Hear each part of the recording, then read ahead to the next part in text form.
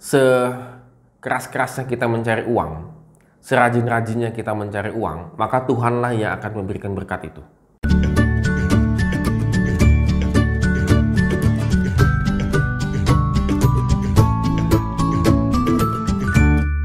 Shalom Good Leaders, hari ini kita bersuka cita karena Tuhan begitu baik dalam kehidupan kita. Kita bisa bangun, beraktivitas, itu semua karena berkat dan anugerah Tuhan.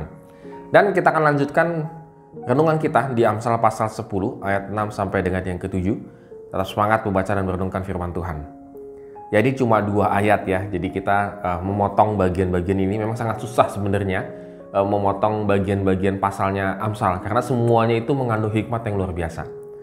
Nah, kita lihat ada prinsip yang harus kita pelajarin pada hari ini dan kita renungkan. Berkat ada di atas kepala orang benar, tetapi mulut orang fasik menyembunyikan kelaliman. Kita perhatikan, kita renungkan ya, ayat ini sangat luar biasa. Jadi berkat itu ada di atas kepala orang benar. Dengan kata lain, Good Readers, berkat itu datangnya dari Tuhan, karena diletaknya di atas. Sekeras-kerasnya kita mencari uang, serajin-rajinnya kita mencari uang, maka Tuhanlah yang akan memberikan berkat itu. Sehebat-hebatnya kita belajar ya, menimba ilmu dan segala macam, maka Tuhan itulah yang memberikan berkat itu. Hal ini sangat penting, ya, harus menjadi prinsip dalam kehidupan kita. Banyak orang yang bekerja keras banding tulang sana sini misalnya gitu ya, atau mati-matian belajar, maka hasilnya tidak terlalu memuaskan. Atau ketika dia sudah belajar selesai, lalu ketika dia menghadapi realita kehidupan, maka apa yang dipelajari seolah-olah semuanya berantakan. Itu banyak kita temuin orang demikian, mungkin kita pernah mengalaminya juga. Tetapi Amsal mengingatkan kepada kita bahwa berkat itu ada di atas kepala. Artinya Tuhan yang memberkati kita. Jadi kalau sampai kita mencari uang atau mencari apapun itu ya dalam kehidupan kita ini, meninggalkan Tuhan, maka itu tidak akan mendatangkan berkat. Tidak akan mendatangkan berkat apa yang kita peroleh.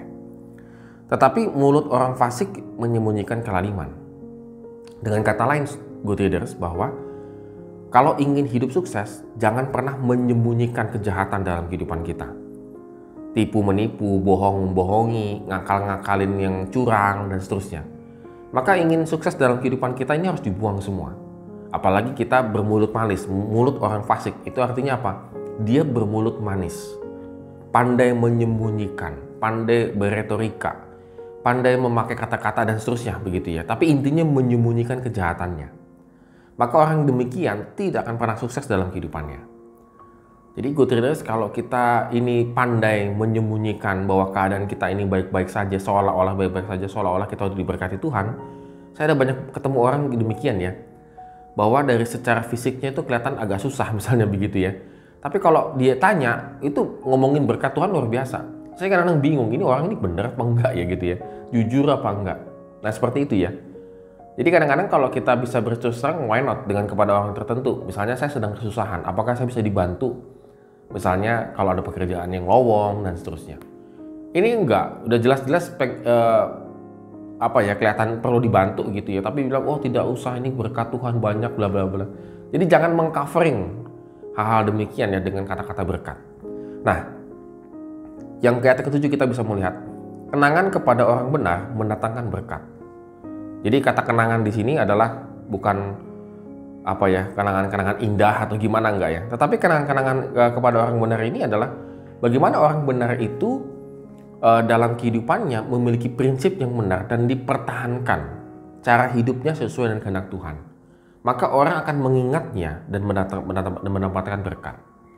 Nah ini penting, artinya dengan kata keteladanan sebenarnya.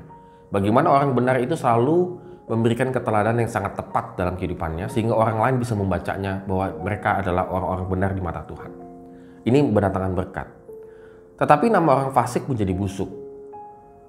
Jadi kalau kita itu selalu kalau kadang-kadang banyak sekali orang yang supaya namanya baik, supaya namanya tidak dikenal jelek dan seterusnya, maka itu akan melakukan segala kefasikan.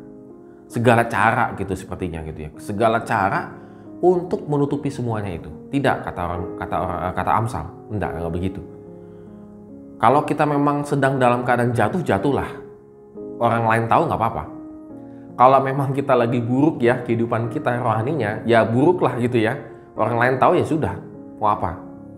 Ini jangan dalam keadaan jatuh kita ngomongnya sedang dalam keadaan bangkit. Keluarga kita atau kita pribadi sedang dalam keadaan buruk ya, melakukan banyak dosa misalnya gitu, kita sedang hidup dalam melayani Tuhan. Jangan begitu. Itu namanya busuk, kebusukan. Jadi kita harus benar-benar bisa membedakan hal tersebut. Maka itu akan mendatangkan berkat.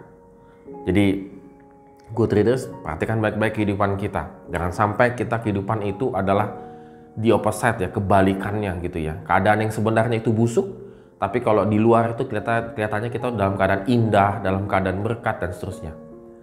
Jadi artinya jangan sampai kita menutup-nutupi segala sesuatunya hanya demi menjaga nama.